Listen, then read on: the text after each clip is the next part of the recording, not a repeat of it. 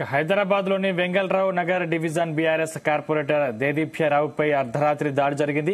వెంగళరావు నగర్ లో ఫ్లెక్సీల వివాదంలో ఈ దాడి జరిగినట్టు తెలుస్తోంది. డివిజన్ పరిధిలో పర్యటిస్తుండగా దేదీప్యరావును కొందరు మహిళలు అడ్డుకున్నారు. అదే క్రమంలో ఆమె కారులో ఉండగానే ఓ మహిళ దాడి చేసింది. అంతటితో ఆగకుండా కార్పొరేటర్ ను బండబూతులు తిడుతూ రెచ్చిపోయింది. ఈ ఘటనతో ఒక్కసారిగా షాకైన స్థానిక కార్పొరేటర్ అక్కడి నుంచి వెళ్లిపోయారు. ఈ ఘటనపై దేదీప్యరావు భర్త విజయ్ ముదిరాజ్ జూబ్లీహిల్స్ పోలీస్ స్టేషన్ లో ఫిర్యాదు చేశారు.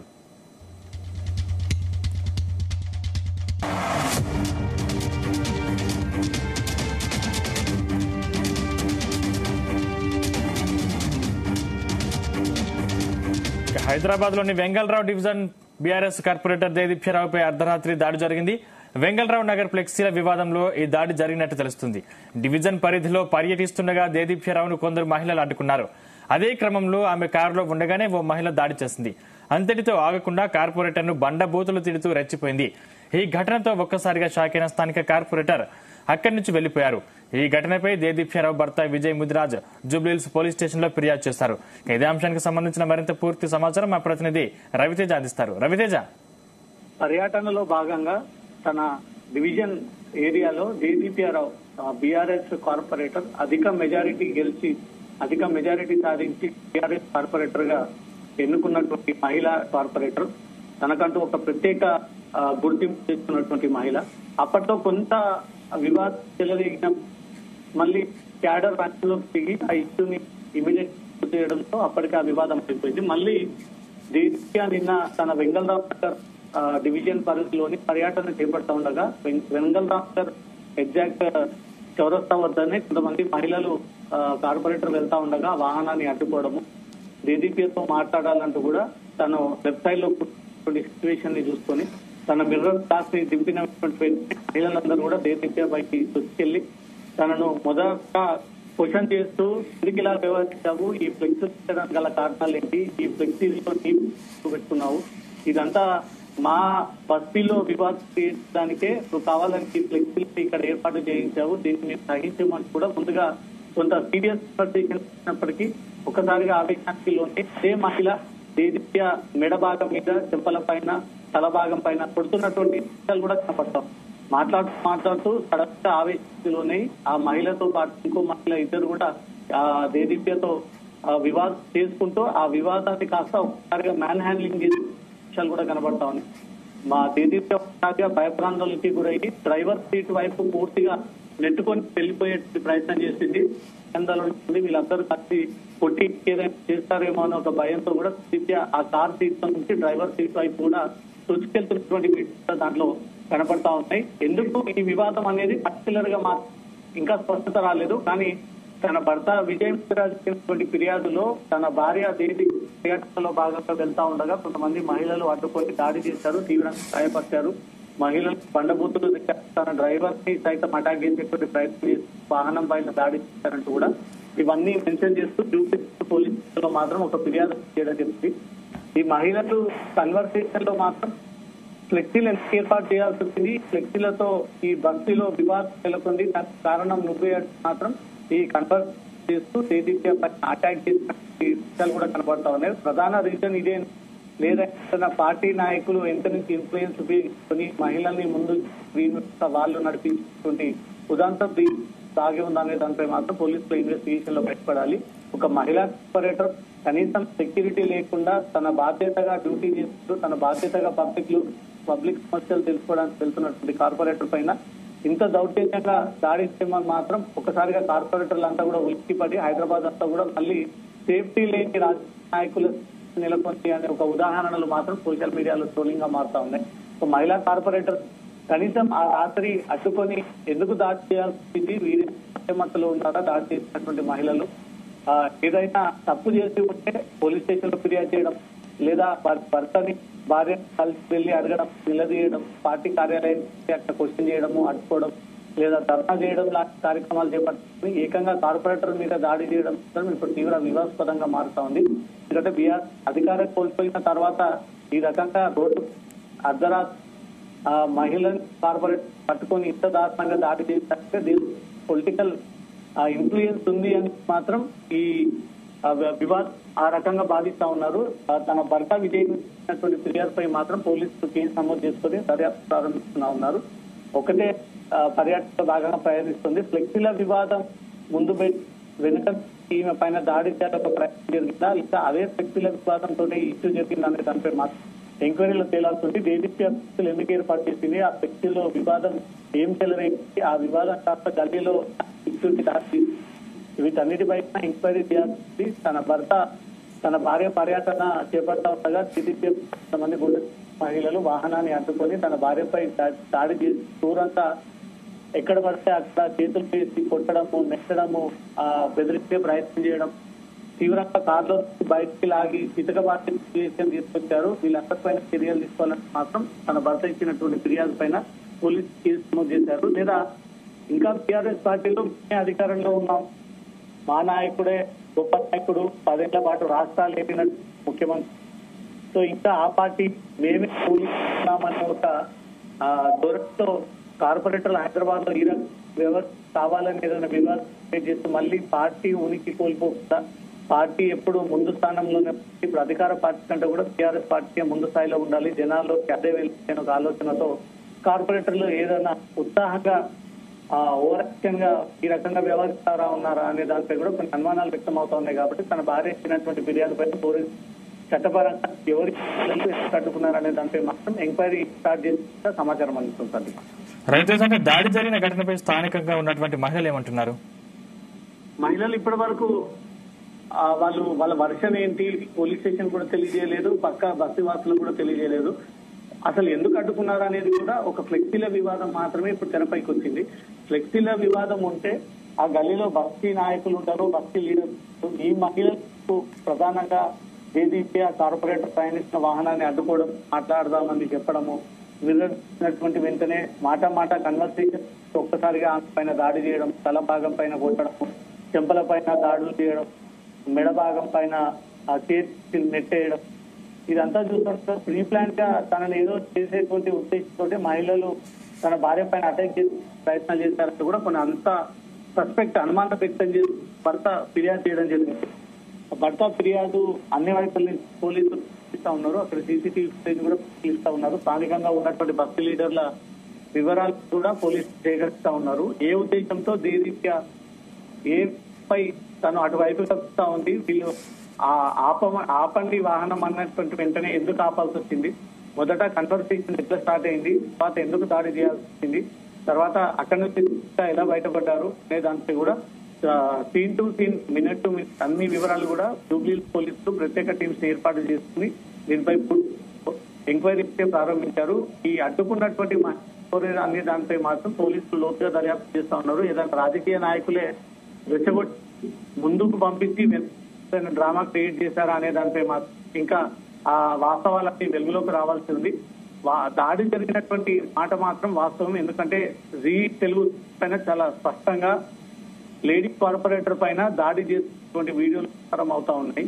ముందుగా డ్రైవర్ దేదీప్య పైన దాడి చేసి తను కూడా ఆ వీడియో చిత్రీకరణ చేశాడు. అది ఒకవైపు ఉండగా ఇటు బస్తీ వాసులు ఆ మహిళలు అడ్డుకొని దాడి చేస్తుండగా బస్తీ వాసులు తీసినటువంటి వీడియో పోలీసులకు అందింది. కాబట్టి రెండు వీడియోస్ ని కూడా రెండు వైపుల నుంచి కూడా పరిశీలన చేపడుతూ వివాదం ఇక్కడ నుంచి స్టార్ట్ అయింది అనే దానిపై కూడా పోలీసులు ఎంక్వైరీ చేస్తా ఉన్నారు. దేదీప్య ఏదైనా రెచ్చగొట్టేటువంటి మాట్లాడినట్టయితే వీళ్ళ ఆవేశానికి లోనయ్యారా, లేదా ప్లాన్ గా పైన దాడి చేయాల్సిందే అన్న ఒక పథకం ప్రకారంగా వాహనాన్ని అడ్డుకొని దాడి చేశారా అనే దానిపై కూడా పోలీసులు రెండు వైపు ఎంక్వైరీ చేస్తా ఉన్నారు. ఏదేపటికీ ఒక మహిళా కార్పొరేటర్ మీద ఈ రకంగా దౌర్జన్యం దాడి చేయడం, కాళ్ళు బయటికి లాగే ప్రయత్నం చేయడము, డ్రైవర్ పై అటాక్ చేసే ప్రయత్నం చేయడము, వాహనాన్ని ధ్వంసం చేయడం కూడా ఉల్లంఘనకు పాల్పడమే. మహిళ ఇప్పటికీ మహిళ గౌరవించుకోకుండా తనను అంత క్రూరంగా దాడి చేయడం గల బలమైనటువంటి కారణాలు ఉన్నాయి. దానికి మాత్రమే ఫ్లెక్సీ వివాదంగా అమరుస్తా ఉన్నారు అంటూ తన భర్త విజయ్ కొన్ని అనుమానాలు వ్యక్తం చేస్తూ ఈ ఫిర్యాదు అందజేయడం జరిగింది. పోలీసులు స్పెషల్ టీమ్ ఏర్పాటు చేసి రాత్రి మొత్తం అక్కడ జరిగినటువంటి సీన్ ని వీళ్ళు పంచెస్ ని కూడా నిర్వహించినట్టుగా తెలుస్తుంది. అక్కడ వెళ్లి ప్రత్యక్ష సాక్షుల యొక్క స్టేట్మెంట్ కూడా తీసుకుని అవన్నీ కూడా డాక్యుమెంట్స్ ఇప్పటికే సైలెంట్ గా తెలుస్తుంది. సీసీటీవీ ఫుటేజ్ సైతం కొన్ని పరిశీలిస్తా ఉన్నారు. ఈ దాడి చేసిన మహిళలు ఏ ప్రాంతానికి చెందిన వారు, ఎందుకు దాడి చేయాల్సి వచ్చింది అనే దానిపై మాత్రం ఈ వివరాలు సేకరించే ప్రయత్నంలో జూబ్లీ పోలీసులు ఉన్నట్టుగా తెలుస్తోంది. రవితేజ, అధికార పార్టీ ఓపెనింగ్స్ కార్పొరేటర్ కంపల్సరీ హాజరు కావాల్సి ఉంటుంది. అంటే నిన్న ఎటువంటి అభివృద్ధి కార్యక్రమాలు అక్కడ చేపట్టారు? అంటే ఫ్లెక్సీలు ఎందుకు పెట్టవలసి వచ్చింది? అదే దానిపైన కూడా లోతుగా ఎంక్వైరీ చేయాల్సి ఉంది. ఎందుకంటే బీఆర్ఎస్ అధికారంలో కోల్పోయిన తర్వాత కూడా కొంతమంది అదే పార్టీకి చెందినటువంటి లీడర్లు, కార్పొరేటర్లు, మాజీ ఎమ్మెల్యేలు, కంటెస్టెంట్ ఎమ్మెల్యే నాయకులు వీళ్ళందరూ కూడా బీఆర్ఎస్ పార్టీ అధికారం కోల్పోయినప్పుడు కూడా తమదే రాజ్యం అని, తమమే ఇంకా అధికారంలో ఉన్నామనే ఒక ఫీలింగ్ తోటే ఇంకా జిల్లాలలో, హైదరాబాద్ లో కొన్ని డివిజన్స్ పరిధిలో కూడా ఈ రకంగా వ్యవహరిస్తున్నారు. అవే సెటిల్మెంట్లకు పాల్పడతా ఉన్నారు. అలాంటి టీమ్ నే మళ్ళీ మెయింటైన్ చేస్తా ఉన్నారు. అనుచరులు కూడా మళ్ళీ ఇవాంటి సెటిల్మెంట్ దౌర్జన్యాలు బెదిరింపులకే పాల్పడతా ఉన్నారు.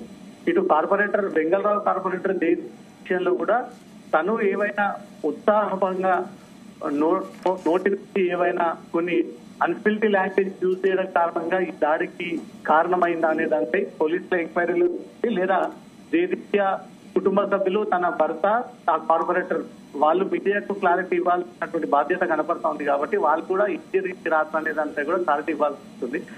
ఇక్కడ దాడి జరిగినటువంటి మాట వాస్తుంది. దాడి జరిగినట్టు కూడా అక్కడ వందలాది మంది బీఆర్ఎస్ అనుచరులు కనిపిస్తా ఉన్నారు, బస్తీ వాసులు కనిపిస్తా ఉన్నారు. గల్లీ వాసులందరూ కూడా కార్పొరేటర్ పైన దాడి చేస్తా ఉంటే అడ్డుకునేటువంటి ప్రయత్నం చేశారు. ఆ మహిళలు అడ్డుకోవడానికి వచ్చినటువంటి వ్యక్తులను కూడా బండబూతులతో వారికి కూడా చేసినటువంటి దృశ్యాలు కూడా అక్కడ కనబడతా ఉన్నాయి. ఏం రీజన్ మనసులో పెట్టుకుని దాడి చేసే ప్రయత్నం చేశారు, కార్ల నుంచి లాగే ప్రయత్నం చేశారు. దీంతో అప్పటికి పబ్లిక్ ని కలవాల్సినటువంటి బాధ్యత ఉంటుంది. కాబట్టి తన వాహనాన్ని అడ్డుకోవడం ఏంటి సమస్య అని వెళ్ళినటువంటి వెంటనే ఈ మహిళలు దగ్గరకు వచ్చి మాట్లాడదామని చెప్పి మాటల్లో మాట కన్వర్సేషన్ కలిపి ఒకసారిగా మహిళ ఆమె పైన ప్రయోగించి తనను తలపాగ పైన, చెప్పుల పైన కొట్టినటువంటి దృశ్యాలు కూడా కనబడతా ఉన్నాయి. కాబట్టి ఈ దాడి ఘటన మాత్రం బీఆర్ఎస్ పార్టీ సీరియస్ గానే భావిస్తా ఉంది. ఏదైనా రాజకీయ పార్టీ ఇన్ఫ్లుయెన్స్ తో పార్టీని బదనాం చేసే ప్రయత్నం చేయడం, కార్పొరేటర్ ని భయప్రాంతాలకు గురి చేసే ప్రయత్నంలో భాగంగా ఈ రకంగా జరుగుతుందంటూ మాత్రం పార్టీ క్యాడర్ దీనిపైన భావిస్తా ఉంది. ఈ రోజు బీఆర్ఎస్ నాయకులందరూ కూడా ముట్టడికి పిలిపించేటువంటి అవకాశం ఉంది. కార్యాచరణకు సిద్ధమైన సమాచారం అందుతుంది. హైదరాబాద్ అడుగుట్లో ఒక మహిళా కార్పొరేటర్ కు రక్షణ లేకుండా పోయింది. మహిళా కార్పొరేటర్ ని నది రోడ్డు మీద అడ్డుకుని దాడి చేసే సిచ్యువేషన్ తెలంగాణలో నెలకొంది. ఇప్పటి వరకు జరుగుతున్న దాడులు, ఇప్పుడు కాంగ్రెస్ ప్రభుత్వం అధికారంలోకి వచ్చిన తర్వాత ఈ దాడులు జరుగుతున్నాయి అంటే దానికి పార్టీ నుంచి ఏవైనా కార్పొరేటర్ల పైన, బీఆర్ఎస్ నాయకుల పైన దాడి చేయాలని ఒక ఆదేశాలు జారీ చేసిందనే దానిపై కూడా బీఆర్ఎస్ నాయకులు కొన్ని అనుమానాలు, ఆరోపణలు వ్యక్తం చేస్తూ ఈ రోజు ఏది కార్పొరేటర్ పై దాడికి సంబంధించి తెలంగాణ వ్యాప్తంగా, రాష్ట్ర వ్యాప్తంగా బీఆర్ఎస్ పార్టీ ఆందోళనకు సిద్ధమవుతున్నట్టుగా సమాచారం అందుతుంది. Sir right, thank you Raviteja. మొత్తం లాక్ కర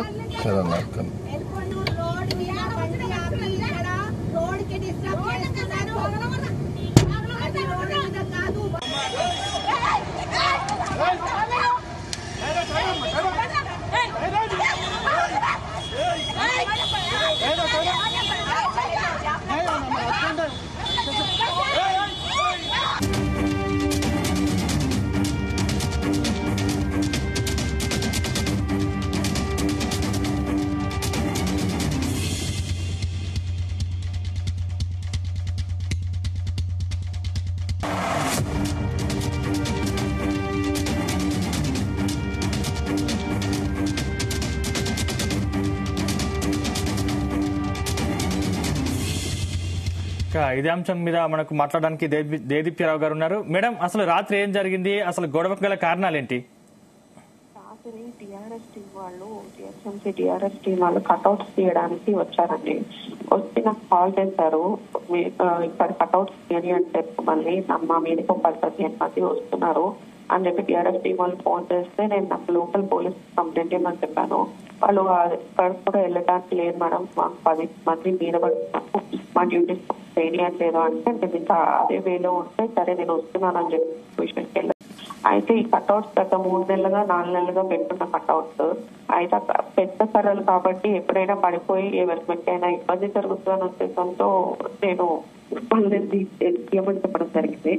అయితే వాళ్ళు మేము చేయలేము అని చెప్పి నేను టీఆర్ఎఫ్ లో మాట్లాడుతున్నాను, కేవలం టీఆర్ఎఫ్ టీమ్ తోనే మాట్లాడటానికి వచ్చాను, వాళ్ళతోనే మాట్లాడతానని ఈ చుట్టుపక్కల వాళ్ళంతా నవీన్ యాదవ్, వెంకట్ యాదవ్ ఫాలోవర్స్ అందరూ కూడా ఉన్నారు. వాళ్ళందరూ వచ్చి నన్ను అడుగుతుంటే కూడా నేను వీళ్ళతో మాట్లాడడానికి వచ్చాను, నేను వాళ్ళతో మాట్లాడేందుకు ఈ గొడవల కోసం రాలేదు, అని చెప్పి నేను వాళ్ళకి వెళ్ళి పొలైట్ గా ఆన్సర్ చేస్తూ ఉన్నా. ఒక లేడీ వచ్చింది, ఆ లేడీ వచ్చి చెప్తూ ఉంటే కూడా నేను చాలా పొలైట్ గా ఆన్సర్ చేస్తుంటే సడన్ గా ఒక 2-3 లేడీస్ వచ్చారు. లేడీస్ వచ్చి ఇట్లా డైరెక్ట్ గా ఇలా కార్ అద్దం ని పగలగొట్టడానికి ట్రై చేసి ఇట్లా డోర్ ఓపెన్ చేసేసి నన్ను కొట్టి ఇట్లా నన్ను బయటికి లాగడానికి ట్రై చేసి నన్ను చీరలు తాకేసి ఇవన్నీ చేశారు.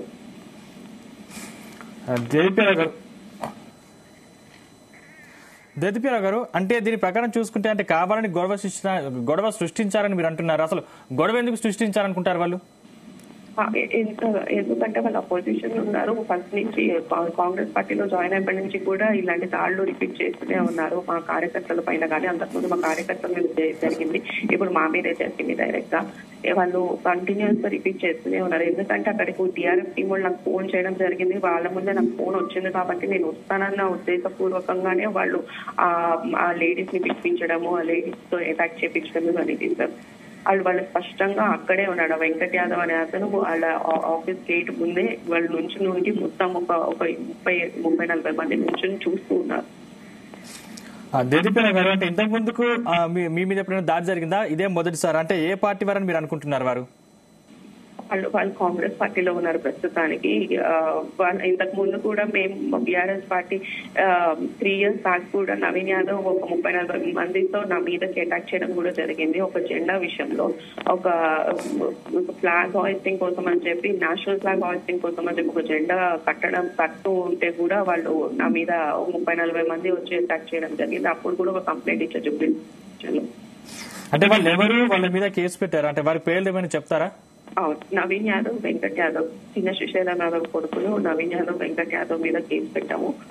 వాళ్ళే దగ్గరుండి అక్కడ చేపించారు. ఇది మీ ఏరియాకి సంబంధించిన వారైనా వారు, లేకపోతే ఇంకా వేరే ఏరియాకి సంబంధించిన వాళ్ళు కావాలని పని కట్టుకుని మీ ఏరియాకి వచ్చి గొడవ సృష్టించారా? లేదు, మా ఏరియాకి సంబంధించిన వాళ్ళు. అంటే గతంలోనూ కూడా ఇలానే ఉండేదా?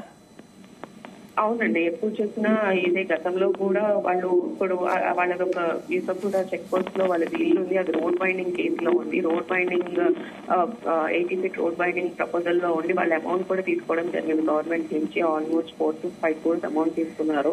అమౌంట్ తీసుకున్నాక కూడా, ల్యాండ్ అక్విజిషన్ నుంచి అమౌంట్ తీసుకున్నాక కూడా వాళ్ళు ఇంకా 160 ఏరియాస్ ఎంక్రోచ్మెంట్ అయ్యి ఉన్నారు. దాని మీద నేను, ఎందుకంటే పబ్లిక్ ఇంట్రెస్ట్ కింద అది మెయిన్ రోడ్ అవడంతో మేము రెగ్యులర్ గా రిపీటెడ్ గా నేను దాని మీద కూడా లో కంప్లైంట్ ఇవ్వడం జరిగింది. ఎందుకంటే వాళ్ళు ఎంక్రోచ్ అయి ఉన్నారు. ఇంకా ఇదే విషయం మీద, టార్గెట్ మీద నన్ను ఒక 2 to 3 times నా మీద అటాక్ చేయడానికి ట్రై చేశారు. ఇప్పుడు ఇంకా అధికారంలోకి వచ్చామన్న పొగరుతో ఇంకా ఇవన్నీ చేశారు. అంటే ఇదే అంశాన్ని మీ పార్టీ హైకమాండ్ దృష్టికి తీసుకెళ్తారా? తప్పకుండా తీసుకెళ్తాను అండి. పార్టీ హైకమాండ్ దృష్టికి తీసుకెళ్లి వాళ్ళు ఎలా చెప్తారో చెప్పి. Right, thank you madam.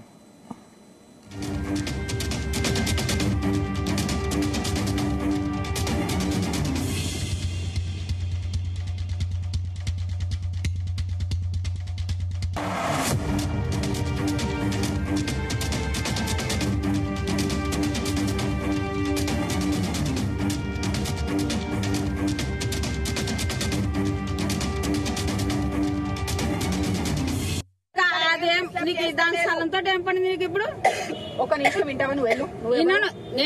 నేనెవరో నీకు తెలుసు. నువ్వు వెళ్ళు, నేను చెప్తాను. ఎందుకు చెప్పు ఫస్ట్. నువ్వు ఊకున్నామా? నువ్వు జరుగు. ఊకున్నావు, నా జోడు రాకాకు.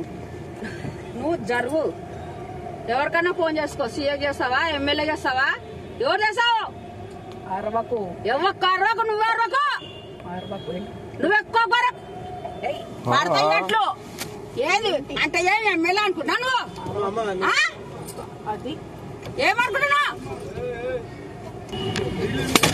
ఎవరనుకుంటున్నావే?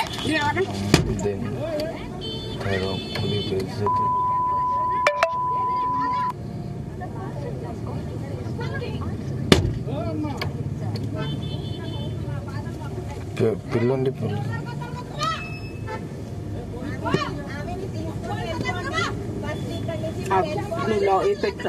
మొత్తం లాక్ కర.